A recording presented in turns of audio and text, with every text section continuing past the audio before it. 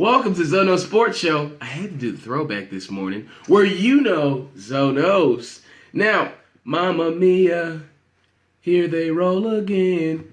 Alabama versus Tennessee, 49-10. Oh, that was a shellacking. They did take Tennessee to the woodshed, folks. Tide and Jalen Hurts, they rolled through Knoxville.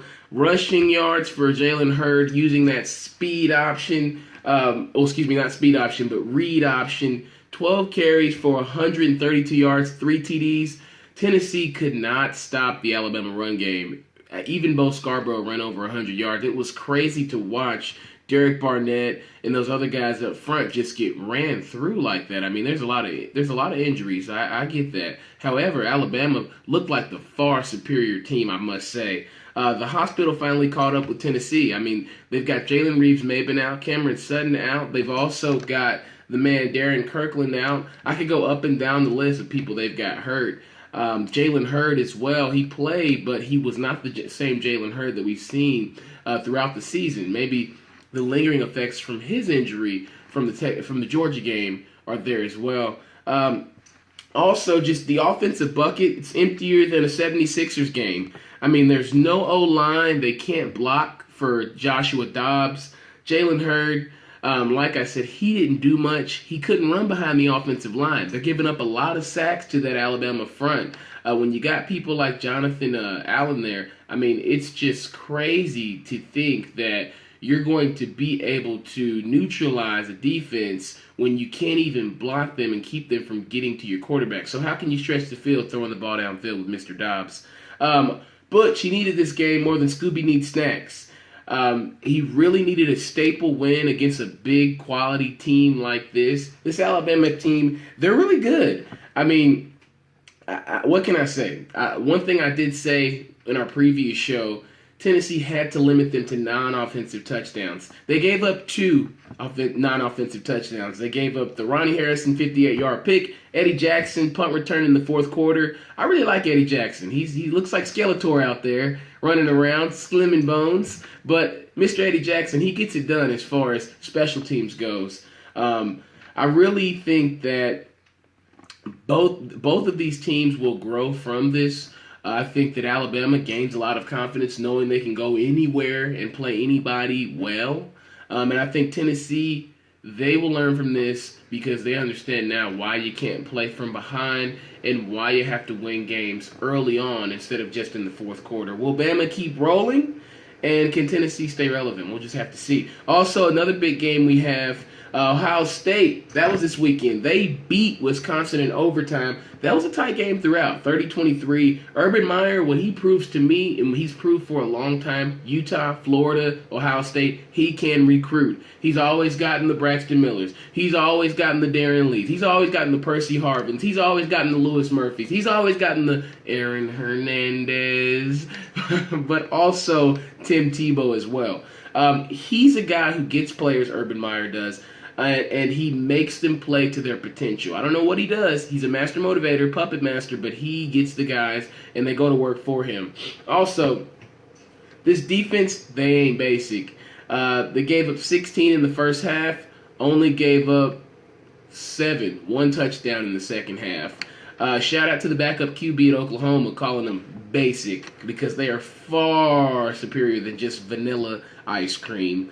Also, J.T. Barrett, you might as well call him Booby Miles-esque, Booby Miles Jr. He can water the water the bucket, water your flowers, paint your back porch, do all that, whatever Uncle LV said in the movie. But he did it all in them for Saturday night for them. J.T. Barrett separating himself like grease from water for the Heisman Trophy. That's why we talk about the September Heisman. Couldn't just give it to Lamar. J.T.'s playing very well. Balanced game. He had 17 for 29, 226 yards, 1 TD, 21 carries, 92 yards rushing, 2 TDs on the ground. Wow. Heisman hopes do matter.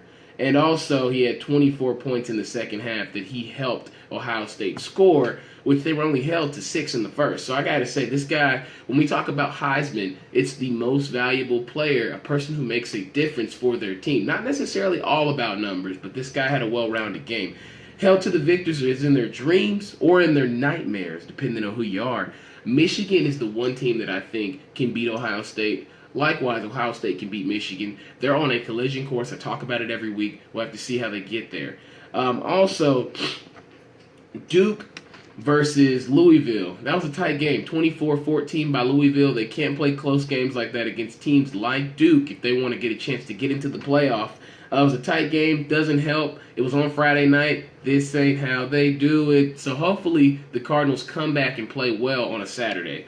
NC State, they they lose to Clemson in overtime, an overtime thriller, 24-17. NC State's not a bad team. I think Clemson and Louisville both suffered from similar hangovers, but Clemson did get it done. Ole Miss versus Arkansas. I call this the haymaker game. A lot of big hits. The big hit at the end on fourth down on Chad Kelly. 34-30. Arkansas wins that. Houston sneaks, and they sneak past Tulsa. That was a tight game, 38-31. Tulsa's not a bad team, but considering where Houston was, it looks like we might as well change their name if they're a music group to the Fall Off Boys, if you know what I mean. Also, Boise State, Western Michigan, still undefeated. Okay, whose rollover cage breaks first for these Broncos? I'm not sure, but I really think both teams are playing pretty well. Western Michigan especially on the East Coast. And we got Boise way out in Idaho, but they've also got the similar record with the powdered donut, as Dave would say, on the right side of their schedule with no losses. So look forward to seeing how the season develops, and we'll have to go from there. Excuse my sniff. Also, NFL action. Sheesh. Cowboys beat Packers. Cowboys win 30-16, and I think that the Cowboys, they look like a great team. Now that they found Dak, what are they going to do with him? Dak Prescott, 18 for 27, 247 yards, 3 TDs, threw his first interception of the season. When did we watch Cowboys game 6 games in and say that's their first interception of the season? Jerry, come on, I hope you're watching. Now also, ahead of schedule is Tony Romo. He's going to get healthy. However, Tony, keep the headset, bro. They need to just go ahead and make a hashtag in Dallas that says, Tony, keep your headset. Hashtag Tony, keep your headset. Tony, keep your headset. I mean, because Dak Prescott's playing far superior than you've played in quite some time. I'm not saying you didn't do that at some point in your career, but those years do catch up, sir. And you're a great quarterback. But teach the young man, Dak. Teach him. Help him learn. Ezekiel Elliott, 28 carries, 157 yards, got the cat-like quickness, hurdled over another guy. He's their new Emmitt Smith. I like Ezekiel Elliott. I think he can do far more athletically than Emmitt Smith could. Emmitt Smith, great running back, but Ezekiel Elliott, totally different athlete. Aaron Rodgers, didn't look like Aaron Rodgers. Maybe it's the award shows, too many maybe.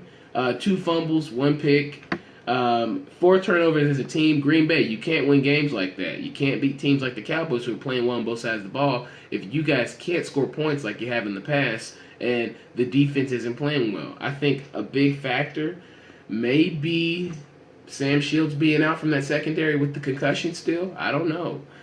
Dallas defense, they look ready to play for the playoffs. They look playoff ready.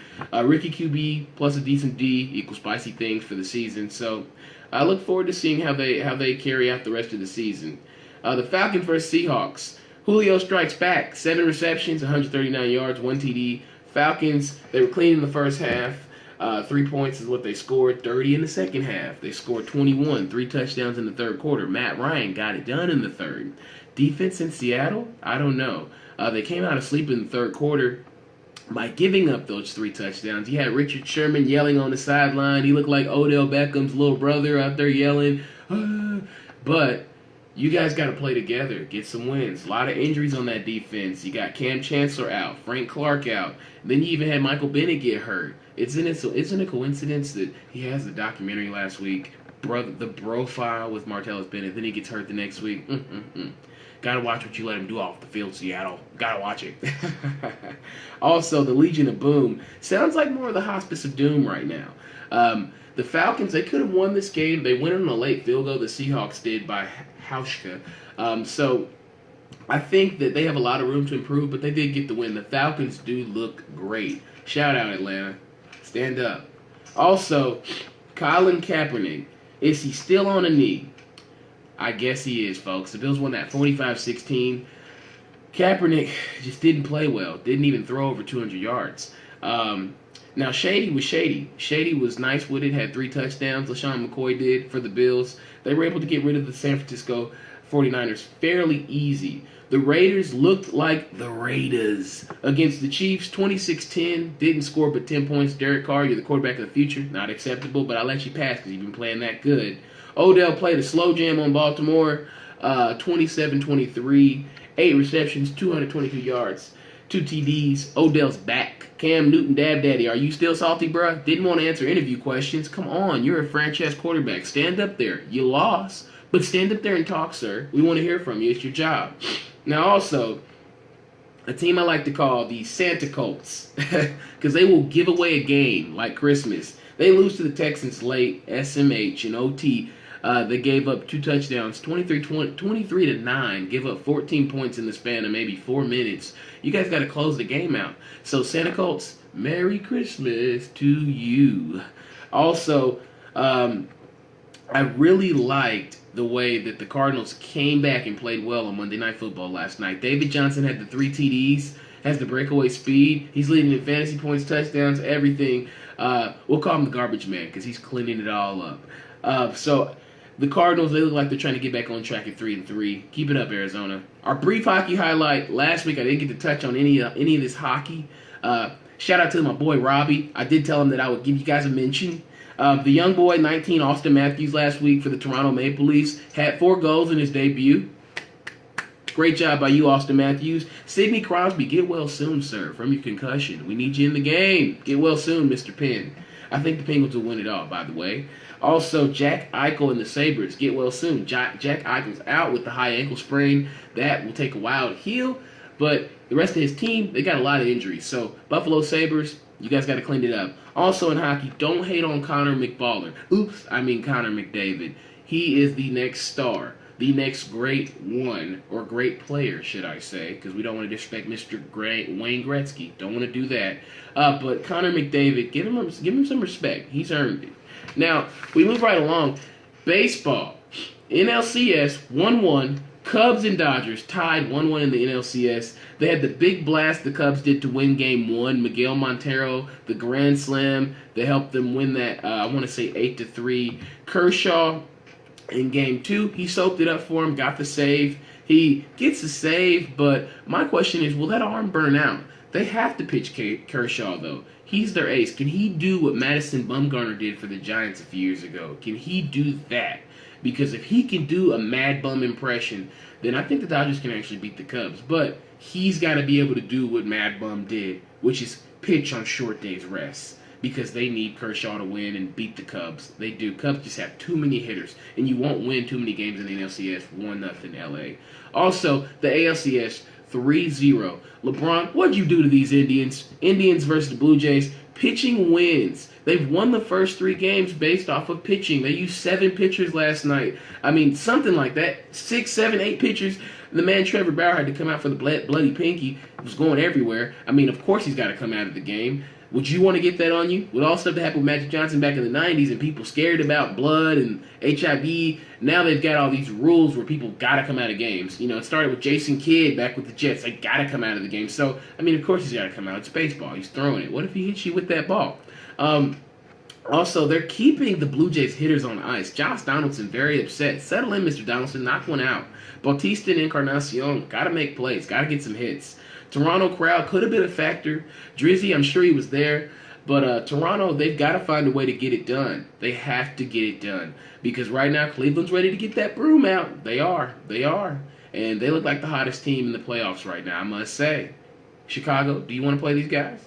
Now, next show, let's chop it up about some weekend showdowns. Our NBA preview, that'll be moved to Tuesday. It'll be like a little NBA Eve treat. Not that I wanted to push it back on you guys, but I think it might be more fitting if we just do our NBA show on Tuesday, before the season starts. Why not? Why not? Thank you so much for watching the Zono Sports Show. You all have a great morning. It's great talking to you.